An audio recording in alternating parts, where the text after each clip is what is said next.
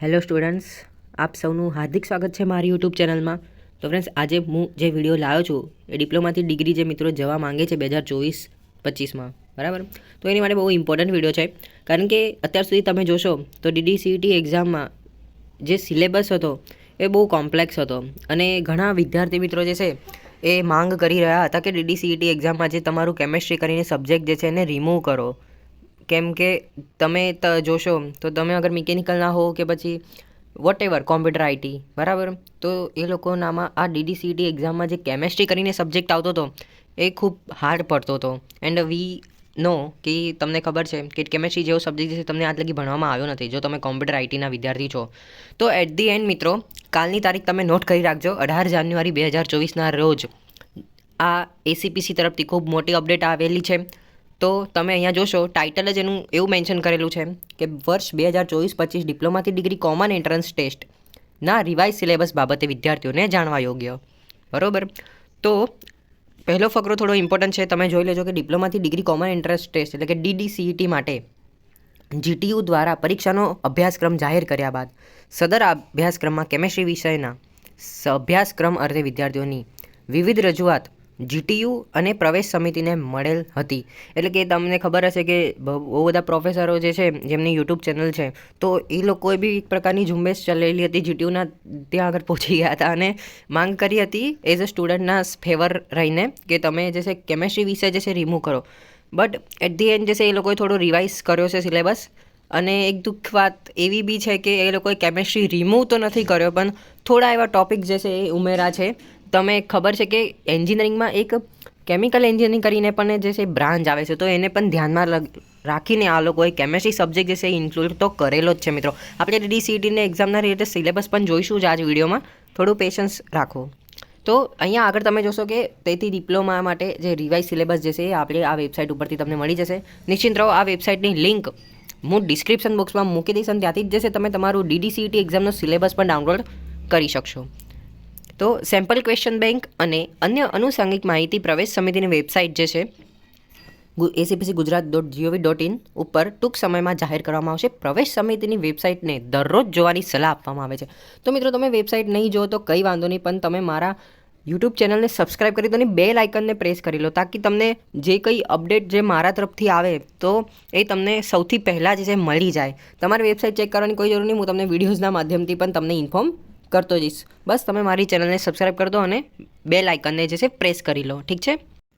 તો આ રહ્યો તમારો DDCET એક્ઝામનો નવો સિલેબસ, જેમાં તમે જોઈ શકો છો કે ગુજરાત ટેકનોલોજીકલ યુનિવર્સિટી દ્વારા જે છે આ અપ્રૂવ આપવામાં આવેલો છે કોમન એન્ટ્રન્સ ટેસ્ટ. આમાં જે છે વસ્તુ ધ્યાન રાખજો, કોમન મીન્સ બધા માટે જે છે સરખો હશે.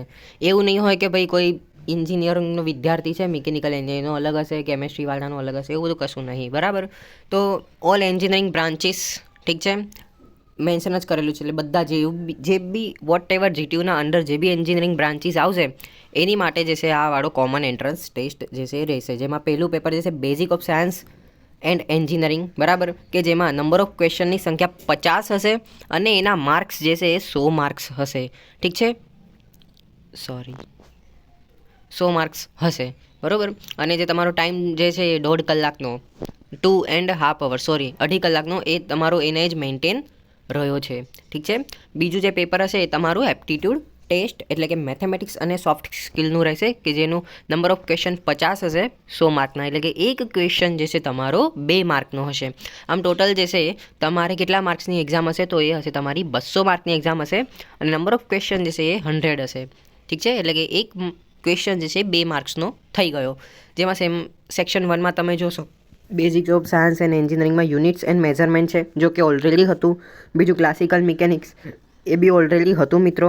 ત્રીજા નંબરનું આવશે ઇલેક્ટ્રિક કરંટ, તો મે બી એ પણ જે છે પહેલાં DDCETના એક્ઝામમાં હતું.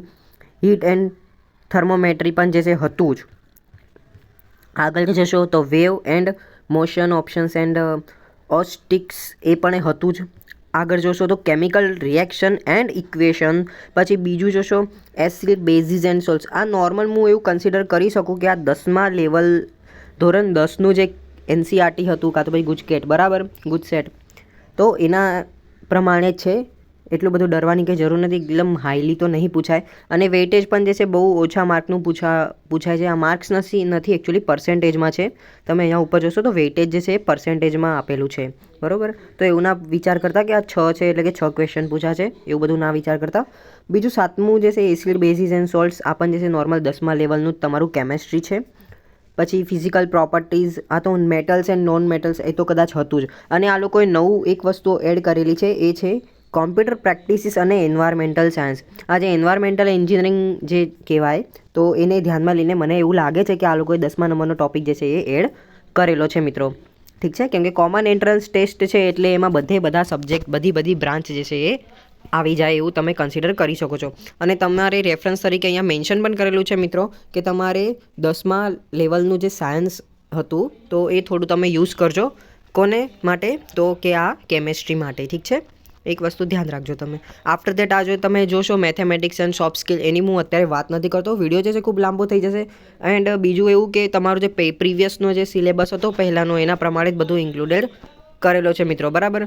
બીજું આગળ જોશો આ ઇંગ્લિશ એ બધું છે, બરાબર. તો હું જે છે એને સ્કીપ કરું છું. મેઇન જે હતું આ સેક્શન 1B1, બરાબર, બેઝિક ઓફ સાયન્સ એન્જિનિયરિંગ એનું જ હતું. તો wish you all the best. અને જો મને સમય મળશે મિત્રો તો I definitely make an video about this topics, બરાબર. હું આના રીતે જરૂર વિડીયો બનાવીશ. સપોર્ટ બી તમારા તરફથી થોડો મને મળ્યો તો ડેફિનેટલી હું બનાવીશ. તો બધું તમારા ઉપર છે મિત્રો. તો thank you so much for watching my video. અને આ પીડીએફની લિંક વગેરે જે છે એસીપીસીની વેબસાઇટની લિંક, મેઇન તો એમાં જ છે બધું, તો એની લિંક હું ડિસ્ક્રિપ્શન બોક્સમાં આપી દઈશ. ત્યાંથી તમે આ સિલેબસને આ બધું ડાઉનલોડ કરી લેજો. Thank you so much for watching my video. અને પ્લીઝ અત્યારે મારી યુટ્યુબ ચેનલ સબસ્ક્રાઈબ કરી દો અને બેલ આઇકનને પણ પ્રેસ કરી લો, કારણ કે કંઈ બી આના રિલેટેડ અપડેટ આવશે, ક્વેશ્ચન બેંક આવશે, હું તમને ઇન્ફોર્મ કરી દઈશ. ઠીક છે, બાય બાય.